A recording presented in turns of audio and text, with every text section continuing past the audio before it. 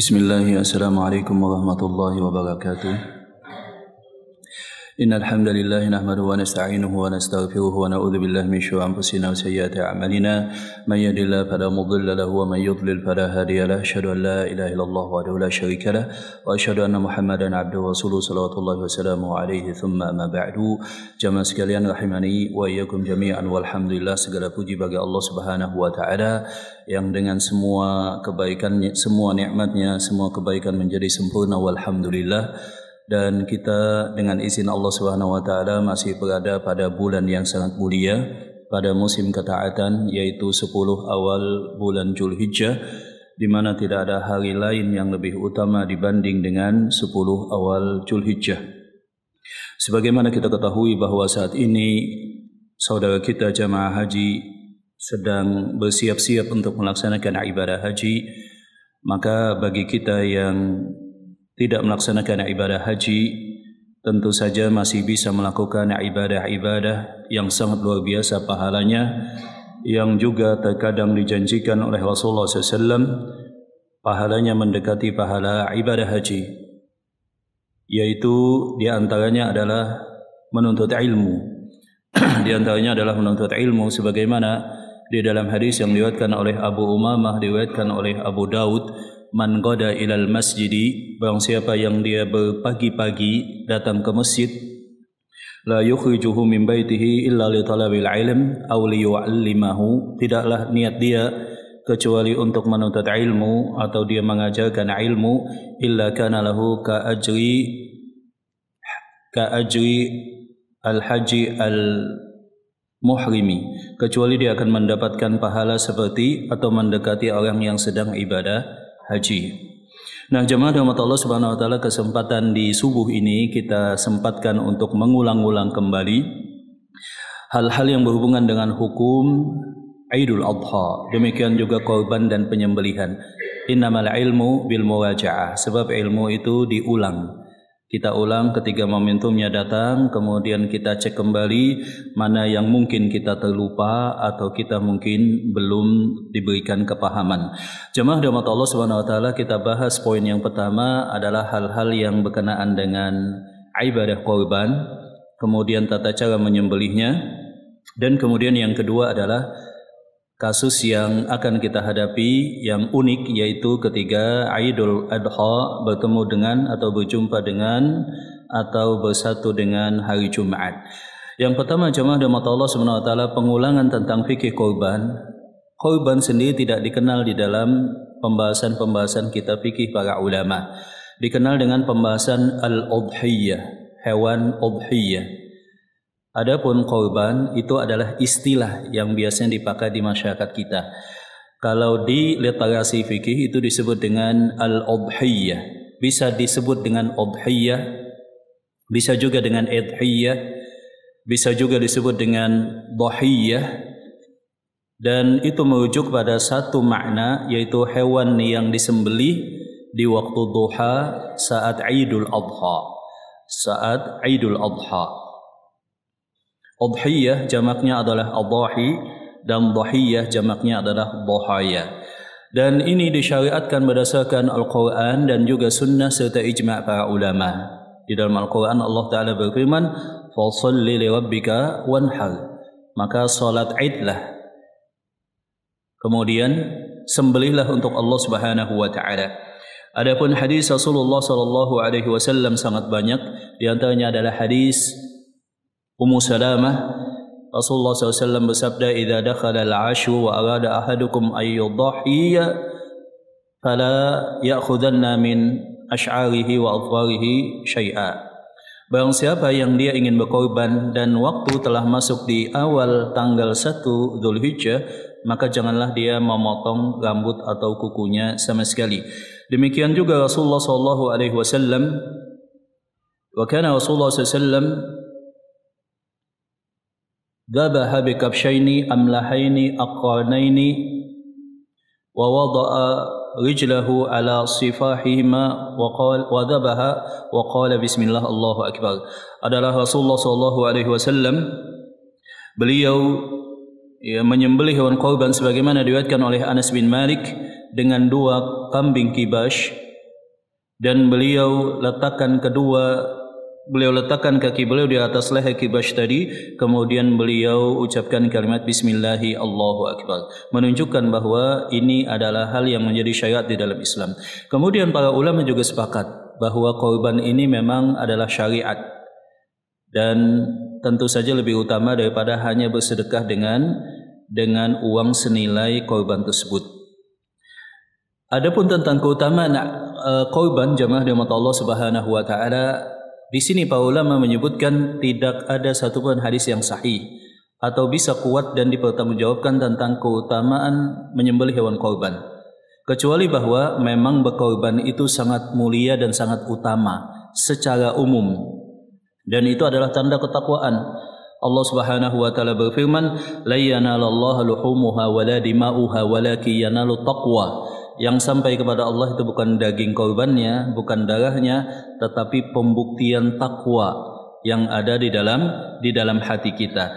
Adapun hadis yang menjelaskan spesifik, ya, misalkan keutamaan korban seperti ini, contohnya misalkan adalah hadis yang menyebutkan daripada Aisyah, tidak ada satu ibadah pada hari raya Adha yang lebih utama daripada hiraqatud dam, menumpahkan darah hewan.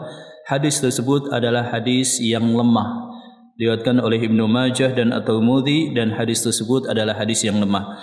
Atau misalkan hadis yang lainnya, ketika Rasulullah SAW berkata kepada Fatimah, qumi ila udhiyatik fashhadiha, wahai Fatimah, saksikanlah hewan yang engkau korbankan.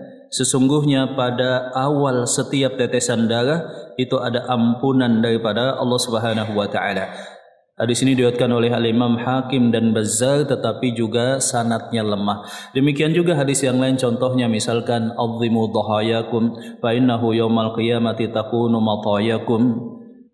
Besarkanlah hewan korban kalian sebab nanti akan menjadi tunggangan kalian di hari kiamat atau di Siratal Mustaqim. Maka hadis ini juga adalah hadis yang lemah. Intinya berkorban mempunyai begitu banyak keutamaan, tetapi tidak ada keutamaan yang spesifik. Kemudian jamaah dirahmati Allah Subhanahu wa taala, hukum berkorban.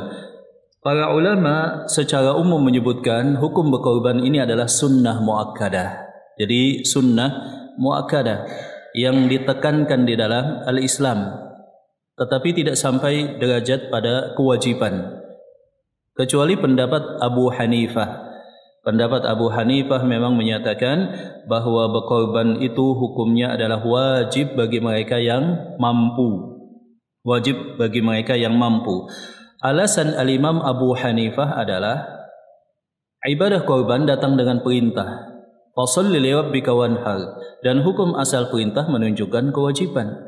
Demikian juga praktek Rasulullah SAW, beliau senantiasa berkorban. Itu yang menjadi dalil daripada Al-Imam Abu Hanifah. Demikian juga ancaman Rasulullah SAW dalam hadis yang diriwayatkan oleh Ibnu Majah dan Imam Ahmad, di mana Rasulullah SAW menyatakan, man kana lahu sa'atun wa lam yudhhi fala yaqrabanna musallana. Barang siapa yang dia mampu dan lapang, kemudian dia tidak berkorban, janganlah ikut solat atau mendekat ke tempat kami solat di tanah lapang. Ini yang menjadi dalil daripada Al-Imam Abu Hanifah. Adapun patokan kelapangan ekonomi di sana, kata Imam Abu Hanifah, jikalau dia mempunyai deposit harta senilai nisab pada hari Idul Adha, ya senilai nisab kurang lebih 85 gram emas. Kalau uang tinggal dikali harga 85 gram tadi, jikalau saat Idul Adha dia tidak ada hutang yang jatuh tempo dan mempunyai deposit senilai itu, kata Imam Abu Hanifah, maka hukumnya wajib dan berdosa jikalau tidak berkorban. Adapun ulama yang lain, contohnya Imam Asy-Syafi'i, Imam Malik dan yang lainnya, memandang mayoritas bahwa ibadah korban ini adalah sunnah muakkadah bagi mereka yang mampu. Mampu di sana didefinisikan oleh Al-Imam Asy-Syafi'i, pada hari itu dia tidak ada hutang yang jatuh tempo, dia dan keluarganya mempunyai makanan, dan kemudian ada alokasi lebih untuk membeli hewan korban. Dalilnya adalah hadis Ummu Salamah tadi. idza dakhala al-ashru, jikalau masuk 10 awal Zulhijjah, wa arada ahadukum ayyudhi, dan salah seorang kalian telah memilih untuk berniat dan berkorban, maka jangan potong rambut dan kukunya. Di sana ada narasi kalimat, dan salah seorang di antara kalian ingin menunjukkan bahwa yang demikian bukanlah merupakan kewajiban. Demikian juga fakta yang didapatkan, pernah Abu Bakar dan Umar bin Khattab didapatkan keduanya satu kali tidak berkorban. Demikian juga Abdullah bin Mas'ud. Ketika ditanya, wahai Abdullah bin Mas'ud, bukankah anda mampu untuk berkorban? Maka kata Abdullah bin Mas'ud, sengaja aku tahun ini tidak berkorban supaya tetanggaku tidak salah paham, takutnya korban tersebut dianggap sebagai satu kewajiban. Wallahu ta'ala a'lam bishawab. Kemudian jemaah rahmat Allah Subhanahu wa taala, hal yang lain adalah adapun jenis-jenisnya itu disebut di dalam Al-Qur'an dengan bahasa thamaniyatu azwaj, 8 pasang binatang yang merupakan bahimatul an'am atau binatang ternak, yakni al-ma'iz atau kambing. Adapun yang kedua itu adalah sapi, dan yang berikutnya adalah onta. Sebagaimana firman Allah Subhanahu wa taala, liyadhkura ismallahi ala ma razaqahum min bahimatil an'am, supaya mereka bisa bersyukur kepada Allah dan mengagungkan nama Allah atas rezeki yang Allah taala berikan kepada mereka daripada binatang ternak. Dan Rasulullah SAW juga beliau bersabda, beliau juga menyatakan, daha Rasulullah SAW ala azwajihi bil baqar, hadis riwayat Bukhari. Rasulullah SAW pernah menyembelih dengan seekor sapi untuk beliau dan keluarga beliau. Al-Imam An-Nawawi beliau menyatakan bahwa para ulama telah ijma' tidaklah sah korban kecuali dengan al-ma'iz wal baqar wal ibil, kambing, kemudian sapi, kemudian onta. Berikutnya tentang usianya. Usianya untuk ibadah korban disebut dengan kalimat musinnah. Musinnah itu adalah usia hewan ternak yang sudah layak untuk dikorbankan. Dan ini beda-beda jamaah. Jikalau itu kambing itu adalah 1 tahun musinnahnya. Jikalau itu sapi, musinnahnya adalah 2 tahun, masuk tahun yang ketiga. Jikalau onta, musinnahnya layak dan usianya cukup, itu adalah 5 tahun, masuk tahun yang ke-6. Kecuali bahwa khusus domba dibolehkan apa yang disebut dengan jaz'ah. Jaz'ah itu adalah domba atau kambing yang usianya mencapai 6 bulan, masuk bulan yang ke-7, tetapi dalam kondisi gemuk, ya, seperti seakan-akan 1 tahun. Maka yang demikian itu disebut dengan jaz'ah, domba yang jaz'ah, dan ini dibolehkan oleh para ulama berdasarkan hadis Rasulullah SAW di mana beliau menyatakan, yajujuz zad'u minad dha'ni udhiyatan, hadis yang diriwayatkan oleh Imam Ahmad, bahwa dibolehkan jaz'ah daripada domba kalaupun usianya hanya 6 bulan. Demikian juga hadis Uqbah bin Amir, dhahaina ma Rasulullah sallallahu alaihi wasallam bi jaz'i minad dha'an, hadis yang diriwayatkan oleh Abu Daud. Kami pernah menyembelih jaz'ah domba dan usianya baru 6 bulan lewat sedikit. Jadi dibolehkan khusus domba, dan itu tidak berlaku untuk kambing secara umum. Kemudian jemaah rahmat Allah Subhanahu wa taala, hal yang lain adalah aib. Aib di dalam masalah domba, dalam masalah hewan ternak yang akan dikorbankan ada 4 yang tidak diperbolehkan dan tidak sah. Kita ulangi, Rasulullah SAW beliau menyatakan di dalam hadisnya ada 4 aib yang tidak diperbolehkan. Yang pertama adalah al-aura. Al-aura itu adalah binatang yang buta, baik 1 matanya apalagi 2-duanya. Yang berikutnya adalah al-maridah, ya, dia sakit-sakitan. Yang berikutnya adalah al-arja, dia pincang. Dan yang berikutnya adalah al-kasirah, hewan tersebut tidak mempunyai daging sama sekali. Demikian juga hal-hal yang lainnya. Jemaah dirahmati Allah Subhanahu wa taala, kemudian kita akan membahas tentang bagaimana pedoman menyembelih di dalam al-Islam. Bagaimana pedoman menyembelih di dalam Islam. Kalau kita lihat jemaah dirahmati Allah Subhanahu wa taala, penyembelihan di dalam Islam ada ketentuan-ketentuan khusus yang telah disebutkan oleh para ulama.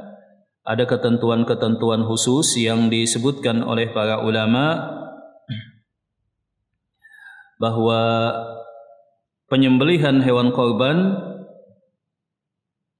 ini tidak bisa dilakukan dengan sembarangan, tetapi punya ketentuan-ketentuan khusus. Rasulullah SAW beliau bersabda, Inna Allah kataba al-ihsana ala kulli syai' fa idza dhabhtum fa asinu dhibha wa idza qataltum fa asinu al-qitlah wal yuhid ahadukum syafratah.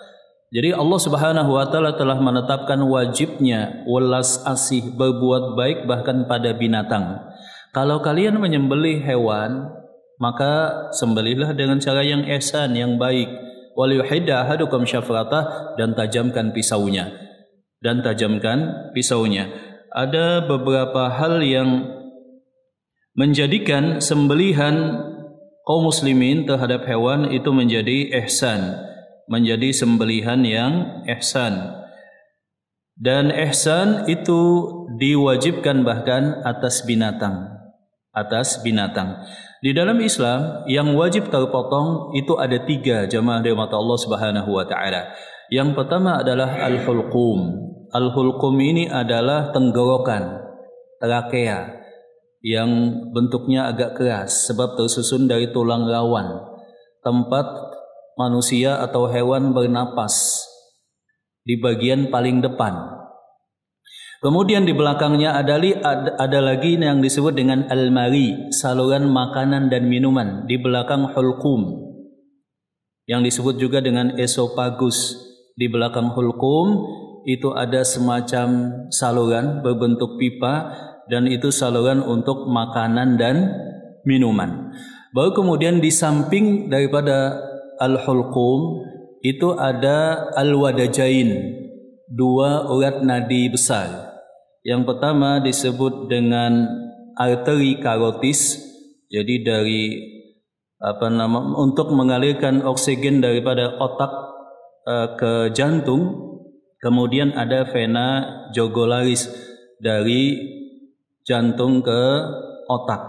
Nah, ketiganya ini wajib terpotong, baik itu hulqum yang pertama, di belakangnya itu adalah al-mari, dan di sampingnya ada dua urat nadi tadi. Nah, 2 urat tadi yang penting salah satunya sudah sah dan dihukumi sebagai binatang yang halal. Yang pertama, kenapa hulqum itu wajib terpotong? Sebab jikalau terpotong, hewan itu masih bisa bernapas. Hal yang paling krusial adalah bagaimana bisa dengan 1 atau 2 kali sentuhan yang cepat sehingga terpotong hulqum, mari, dan al-wadajain tadi. Sebab hulqum itu jikalau tidak terpotong secara sempurna, masih ada sensor rasa sakit di otak hewan. Jadi kalau kita potong, maka langsung terputus detik itu juga sensor rasa sakit yang ada di otak sapi atau kambing tersebut, sehingga itu menjadi lebih bagus dan lebih berperi kehewanan kepada sapi tersebut. Akan tetapi jikalau pisaunya tidak tajam, misalkan tumpul, maka sapi tersebut akan menderita rasa sakit dalam waktu yang lumayan. Kemudian al-mari, jemaah dirahmati Allah Subhanahu wa taala, di belakang tenggorokan atau yang bahasa kita disebut dengan kerongkongan, itu wajib dipotong sebab itu adalah tempat saluran makanan dan minuman.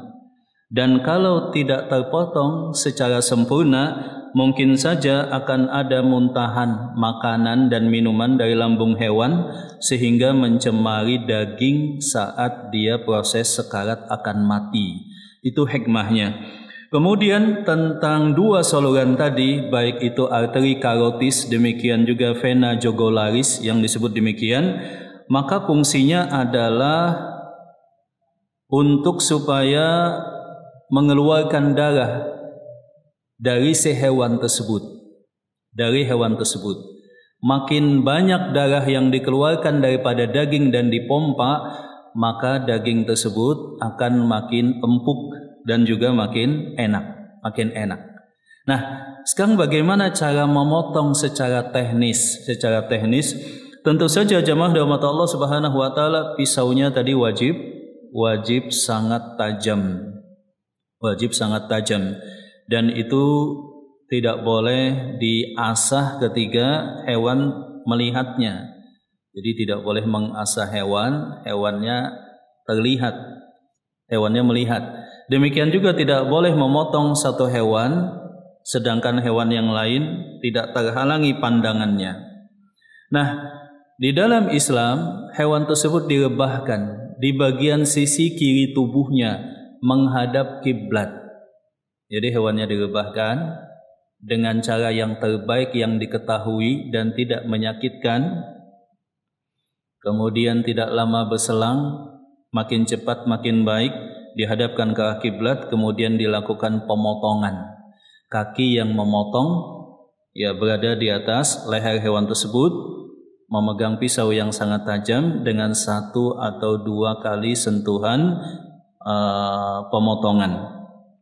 Nah, posisi pisau kalau kita lihat teknisnya itu lebih tepat berada di bawah. Kalau hewan jantan misalkan lebih mudah. Intinya pemisah antara kepala di bagian lehernya, kalau kita kan ada jakunnya, kemudian ke bawah 5 atau sekian senti, itu adalah posisi yang tepat. Posisi yang tepat. Dengan cara meletakkan pisau di bagian bawah, dengan sudut dari ke kiri ke kanan posisi kita, sebab itu yang lebih kuat tenaganya, dengan sudut kemiringan kurang lebih 45 derajat ke atas, mengikuti anatomi leher hewan.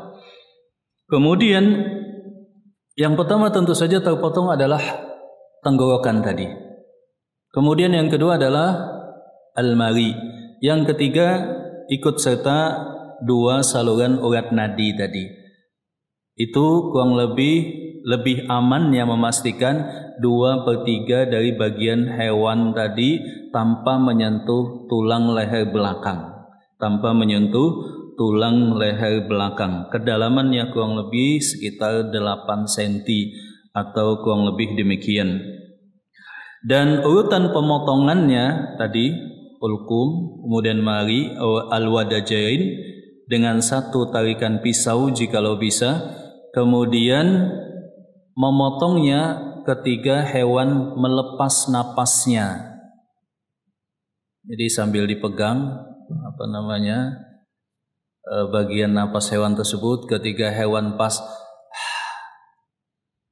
baru ditarik. Tidak tepat atau kurang tepat jikalau hewan lagi tarik napas, begitu ya.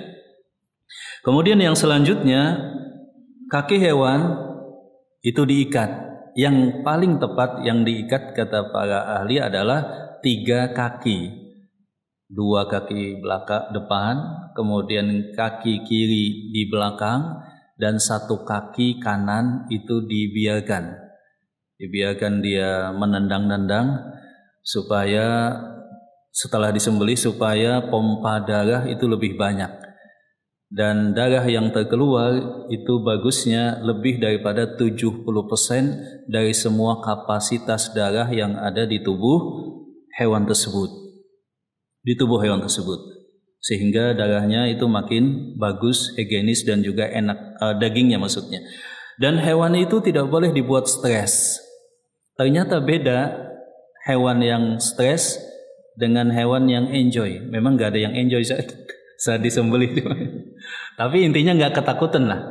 Makin takut dan stres hewan ketika disembelih, itu makin tinggi asam laktat yang ada di dagingnya. Sehingga dagingnya itu keras dan alot. Maka penting membuat hewan tidak stres dan tidak ketakutan saat disembelih. Kemudian jemaah dirahmati Allah Subhanahu wa taala, tentu saja kesalahan yang banyak kita temukan, ya misalkan menyembelih atau mengasah hewan atau membawa pisau atau golok depan mata sehewan tersebut. Kemudian hewannya tidak dipisah dan tidak dihalangi pandangannya, atau misalkan kesalahan yang lain yang lazim terjadi, pisaunya kurang tajam misalkan, harus yang betul-betul tajam. Kesalahan yang lain biasanya adalah yang menyembelih itu misalkan bukan orang yang berkorban atau bukan wakilnya, atau misalkan yang lebih berbahaya adalah orang yang tidak sholat. Orang yang tidak sholat ini tidak diperbolehkan untuk menyembelih, dan sebagian para ulama menyatakan bahwa sembelihannya hukumnya tidak sah bagi orang yang tidak sholat. Kita khawatir juga misalkan siapapun bisa menyembelih, yang penting dia bisa dan cakap, kemudian berani mentalnya, khawatirnya tidak sholat misalkan. Sebab kalau kita lihat di Indonesia, sensus yang ada menunjukkan hanya 38 masyarakat muslim di Indonesia yang masih mengerjakan sholat. Hanya 38%. Dan hanya 2% yang rutin sholat berjamaah ke masjid, jarang tertinggal. 7% yang kadang-kadang berjamaah di masjid, kadang-kadang tidak. 38% yang rutin sholat. Sisanya nggak sholat, gitu jamaah. Jadi jangan sampai yang nyembelih tadi orang yang nggak sholat, bahaya, nggak sah. Khawatirnya menurut sebagian para ulama. Kemudian kita akan membahas tentang jikalau, poin berikutnya, jikalau Jumat dengan Idul Adha bertemu. Jumat dengan Idul Adha bertemu. Jemaah dirahmati Allah Subhanahu wa taala, para ulama ketika membahas hal ini, mereka menyatakan bahwa hukum asalnya bahwa Jumat itu adalah kewajiban dan Idul Adha juga adalah kewajiban, atas satu pendapat. Jadi sebagian para ulama menyatakan bahwa Idul Adha itu adalah kewajiban, salatnya maksudnya salat Id, dan demikian juga Jumat. Pendapat yang lain menyatakan bahwa salat Id itu sunnah muakkadah, kemudian untuk Jumat itu juga adalah kewajiban yang berbeda, kewajiban yang berbeda. Nah, jemaah dirahmati Allah Subhanahu wa taala, di sini para ulama ada dua pendapat, atau katakanlah tiga pendapat secara umum. Pendapat yang pertama adalah karena ini sama-sama kewajiban atau salah satunya adalah sunnah muakkadah, maka ini tidak saling menggugurkan, tidak saling menghapuskan. Jadi salat Id tetap dilaksanakan, Jumat juga tetap menjadi kewajiban. Ini adalah pendapat yang dipegang oleh Al-Imam Asy-Syafi'i, atau yang masyhur di kalangan mazhab Asy-Syafi'iyah. Jadi salat Id tetap, kemudian juga Jumatan tetap. Adapun pendapat yang kedua, pendapat yang dipegang di dalam mazhab Al-Imam Ahmad atau mazhab Hanabilah, mereka menyatakan bahwa salat Id itu menjadi kewajiban, dan bagi yang sudah salat Id menjadi pilihan untuk salat Jumat. Salat Id menjadi kewajiban dan salat Jumat menjadi pilihan, dan tetap dimotivasi imam DKM masjid untuk mendirikan salat Jumat. Man syaa'a falyusalli, barang siapa yang ingin salat Jumat silahkan. Wa inna mujammi'un, dan kami tetap salat Jumat. Posisi Rasulullah SAW sebagai imam, maka imam tetap wajib untuk mengadakan salat Jumat. Di dalam riwayat yang lain ada pendapat yang ketiga, dan ini dijelaskan oleh Al-Imam Asy-Syaukani. Rasulullah SAW pernah salat Id, kemudian beliau tidak keluar dari rumahnya kecuali salat asar. Pendapat yang ketiga ini uniknya menyatakan salat Id kemudian tidak keluar dan tidak salat kecuali salat asar. kecuali sholat asar. Maka saya pribadi lebih condong pada pendapat yang menyatakan bahwa sholat Id tetap dilaksanakan dan menjadi kewajiban, kemudian Jumat menjadi pilihan, dan jikalau tidak Jumat maka dia memilih untuk tetap sholat zuhur. Wallahu taala alam bisawab. Demikianlah jemaah dirahmati Allah Subhanahu wa taala beberapa pengulangan yang mungkin terlupakan, beberapa hukum yang berkenaan dengan Idul Adha, sembelihan maksud saya, kemudian hukum yang berkenaan dengan menyembelih, dan jikalau Jumat serta Idul Fitri, Idul Adha maksudnya berjumpa di satu hari yang sama. Sampai di sini jamaah mungkin ada pertanyaan, dipersilahkan. Ya, berkenaan dengan ketiga hal tadi, silahkan mungkin ada pertanyaan jamaah tentang cara menyembelih, tentang hewan korban, kemudian tentang pelaksanaan sholat Id. Ya, silahkan.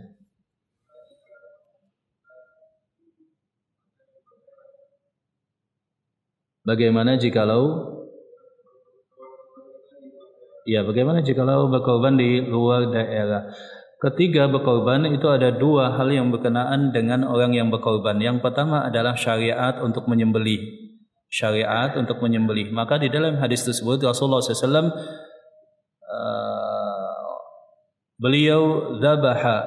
beliau menyembelih dengan tangan beliau, menunjukkan, kata para ulama, disunahkan syariat orang yang berkorban itulah yang menyembelih. Kalau berhalangan dia mewakilkan. Adapun syarat yang kedua adalah makan dari hewan korban. Maka orang yang berkorban itu disunahkan makan sebagian daripada hewan korban tersebut dan menyaksikan penyembelihannya, minimal demikian. Maka ini tidak bisa didapat kalau kita berkorban di tempat yang jauh. Dua sunnah ini tidak bisa dilakukan. Yang pertama menyembelih langsung, atau kalau diwakilkan minimal menyaksikan. Yang kedua adalah makan sebagian daripada daging hewan korban. Apakah boleh berkorban di tempat yang lain jikalau ada faktor lain, aspek lain, misalkan karena sangat-sangat membutuhkan? Contohnya misalkan di daerah bencana atau di daerah yang dilanda perang, maka kata para ulama dibolehkan, tetapi diusahakan tetap disembelih oleh orang yang berkorban. Ya, kalau dekat mungkin masih bisa, tapi kalau jauh misalkan berkorban untuk katakanlah ada peluang akses di Palestina atau misalkan di tempat yang lain, nggak mungkin kita habis berkorban baru dikirimkan. Maka kata para ulama hukum asalnya boleh saja, tetapi kebanyakan para ulama tetap menyatakan khusus syariat korban lebih utama memang di tempat kita sendiri, kemudian disembelih dan disaksikan. Walaupun juga boleh di tempat lain. Sebab di tempat lain ada keutamaan lain, yaitu bahwa itu sangat-sangat dibutuhkan. Bukan berarti ulama yang berfatwa demikian tidak ada empati, tapi mereka menyatakan khusus korban ya di tempat kita sendiri yang nyembelih dan makan sebagian. Dan untuk yang lain tetap motivasi berinfak, donasi itu tetap ditekankan. Wallahu taala alam bisawab. Ya, silakan mungkin cuma ada yang lain tentang berkorban ini. Dan memang di dalam Islam ada motivasi untuk memelihara atau beternak. Ya, beternak itu kan ketahanan pangan, dan banyak ayat-ayat Al-Qur'an, bahkan salah satunya itu adalah Al-An'am. Ayat surah binatang ternak. Dan tidaklah para nabi diutus kecuali mereka beternak dan menggembalakan hewan ternak. Maka di dalam hadis Abu Hurairah dikeluarkan oleh Al-Imam Al-Bukhari, Rasulullah SAW menyatakan, "Ma ba'atsallahu nabiyyan illa ra'al ghanama." Allah Ta'ala tidaklah mengutus para nabi dan rasul yang 124 itu atau lebih, atau namanya disebutkan dalam Al-Quran 25 nabi dan rasul, kecuali profesinya adalah penggembala dan peternak kambing. Mungkin ada yang bisa jawab jemaah, kenapa kok gak ada satupun para nabi diutus kecuali sebelumnya melewati satu fase tahapan, yaitu jadi penggembala. Ada yang tahu nggak Pak? Kita penasaran lah, kok tidak ada para nabi kecuali jadi penggembala dulu? Ya, hikmahnya apa Pak? Hikmahnya mungkin supaya ada timbul syafaqah. Dijelaskan oleh Al-Imam Ibnu Hajar bahwa syafaqah kemudian juga mas'uliyah, tanggung jawab. Kemudian juga adalah siasah, bisa mengatur hewan gembalaan. Dan itu persiapan sebelum diterjunkan atau diutus sebagai nabi dan rasul. Jadi bisa, oh hewan itu seperti ini, ngasih makannya, menjaga maslahatnya, menolak ancaman, memastikan hewan tersebut sehat, enak, ya, berkembang biak, bertambah. Dan ini sangat penting juga bagi calon-calon pemimpin masa depan. Gembala dulu, ya kan? Jadi kalau ada calon misalkan, calon pemimpin, entah itu wali kota kah, lurah kah, Pak RT kah, yang satu pernah gembala kambing, yang satu nggak pernah, misalkan, ya, yang gembala kambing lebih pas. Atau kalau ada ketentuan dari KPU misalkan, yang mencalonkan jadi anggota dewan harus gembala kambing dulu 6 bulan. Wah, itu bagus nggak Pak? Bagus Pak. Jadi punya kesabaran lebih dan kepedulian yang lebih banyak. Baik, silahkan, mungkin ada pertanyaan lain? Ya.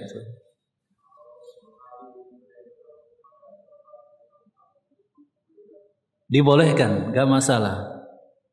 Selama tidak ada jeda lama. Kasihan juga. Memang biasanya problemnya itu di tenaga yang kurang kuat dan pisau yang kurang tajam. Ini harus ketemu memang. Jadi tepat, tajam dan kuat. Nah, alhamdulillah kan sekarang ada pelatihan jurus sembelih halal, juleha.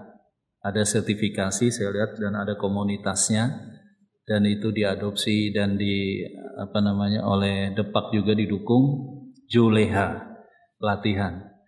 Jadi sehingga bisa gitu ya. Atau nah selesai. Biasanya begitu sih. Itu paling best sudah. Tapi ada juga yang lama betul gitu ya.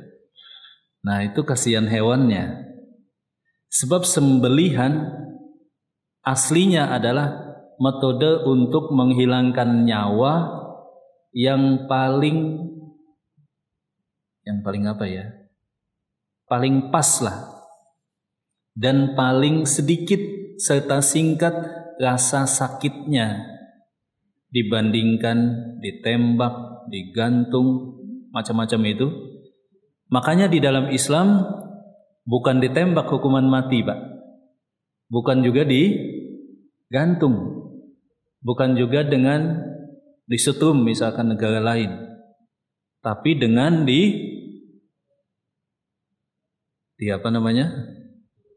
dipancung. Sebab detik itu juga hilang itunya kesadarannya. Tek, ya. Paling yang ngelihat aja gitu. Tapi ada pun orang yang merasakan, tek, selesai. Sensor rasa sakitnya juga udah nggak ada lagi. Detik, 1-2 detik itu. Iya, seperti itu. Makanya dulu kan ada cerita salah satu terpidana bom Bali itu meminta jangan dihukum tembak. Minta hukumannya itu dipancung. So kalau ditembak itu ada jeda beberapa menit, tersiksa dengan rasa sakit yang luar biasa. Nah, ini hikmahnya. Jadi 1 atau 2 kali sentuhan selesai, itu yang paling ideal. biasanya sih pisaunya memang harus pisau khusus yang mantep, ya kan? Kertas misalkan, atau pokoknya tajam lah. Itu yang harus dipastikan oleh panitia. Kemudian tepat dan tenaga kuat, apalagi kalau sapi, ya itu kan butuh tenaga. Naam, kalau kambing juga lumayan. Tapi kalau cuma ayam kan kita nggak butuh tenaga, Pak ya. Nah, kemudian para ulama juga menyebutkan satu sisi atau aspek lain, nggak boleh ditimpakan luka lain yang mempercepat kematian hewan tersebut. Sebagian orang kan nggak sabar, maka kakinya dipotong atau tindakan-tindakan lainnya, maka yang demikian tidak diperbolehkan. Bagaimana cara mengetahui sapi telah mati? Kakinya diam, itu yang paling gampang gitu Pak ya, nggak napas, itu yang paling gampang. Atau yang paling akurat adalah sentuh matanya. Matanya biasa kan terbuka sapi itu kalau udah mati, melotot. Kemudian kalau kita sentuh nggak ada respon di matanya, nah itu yang paling gampang, berarti sapi tadi telah mati. Jangan sampai masih belum mati sudah dipotong-potong. Atau seperti pedagang ayam, saya lihat banyak di pasar itu, habis sembelih langsung celup. Nah, gitu. Sembelih celup. Itu kita bingung, ini matinya karena sembelihan atau karena air panas. Kira-kira mana Pak yang betul? Atau dua-duanya jangan-jangan? Ya, Taib, silakan, mungkin ada pertanyaan lain.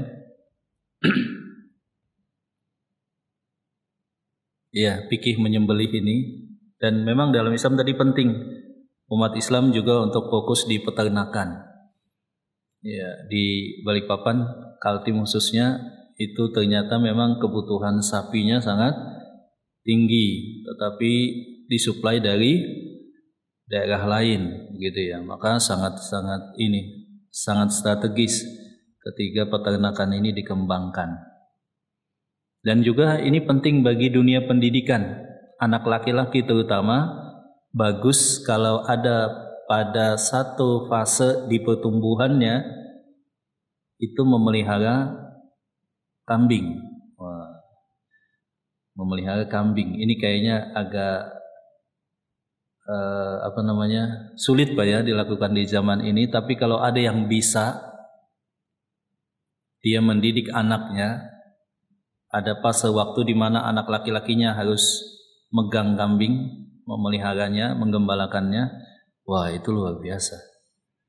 Itu salah satu metode pendidikan di dalam Islam. Kalau satu mungkin gampang Pak ya.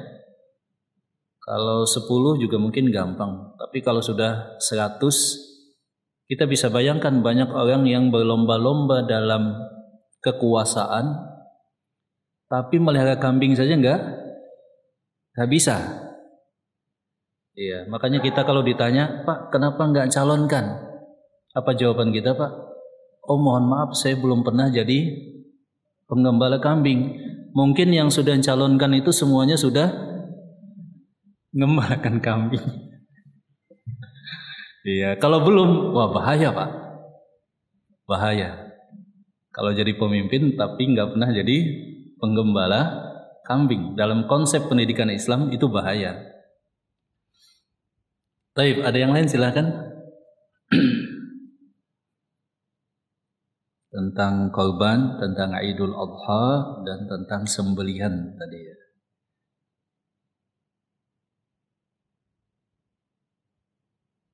Ya, silakan mungkin. Hal yang lain yang krusial adalah hadis Ali bin Abi Thalib, di mana Ali bin Abi Thalib menyatakan bahwa Rasulullah SAW melarang kami untuk menjual bagian daripada hewan korban semacam kulit atau yang lainnya, dan kami menyediakan upah khusus untuk tukang potong daging hewan korban.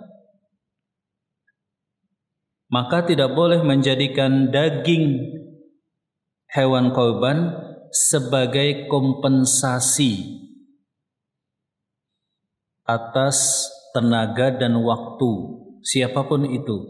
Yang krusialnya adalah di tempat kita di Indonesia, itu ada budaya yang bagus sebetulnya, yaitu budaya gotong royong. Panitia korban, kemudian gotong royong, menyembelih, memotong, menyiapkan, membagi, itu hal yang sangat positif. Tapi satu sisi yang lain menjadi dilematis bahwa daging hewan korban tidak boleh dijadikan kompensasi. Hanya dibolehkan dimakan orang yang berkorban. Yang kedua apa? Dihadiahkan. Yang ketiga apa? Disedekahkan. Sebagian para ulama dalam madhab Syafi'i menyatakan karena Rasulullah SAW bersabda, uhdu dihadiahkan, kulu dimakan, wahdu dihadiahkan, watasaddaqu dan disedekahkan pada fakir miskin, maka dibagi sepertiga. Sepertiga dimakan yang berkorban, sepertiga dihadiahkan walaupun atas orang yang mampu, dan sepertiga disedekahkan untuk fakir miskin. Al-Imam Abu Hanifah beda lagi, harusnya dominan hampir keseluruhan itu untuk orang fakir miskin, kecuali sedikit yang dimakan dan dihadiahkan. Nah, yang dilematis adalah ketiga panitia. Panitia dapat hewan korban pada sebagian tempat spesial jumlahnya atau bagiannya.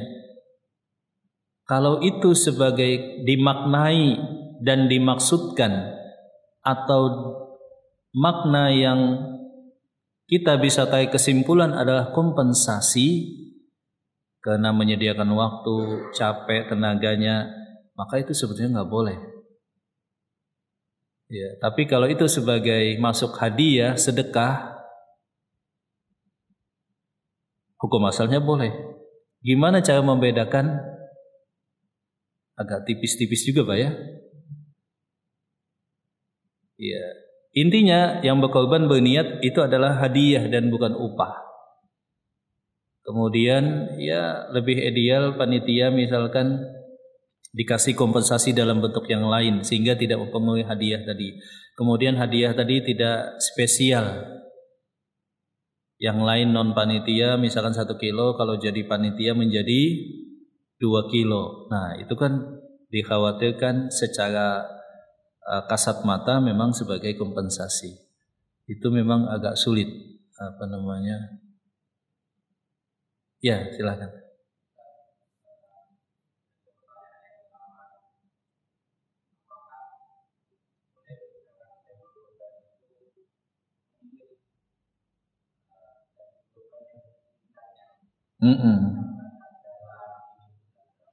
Iya.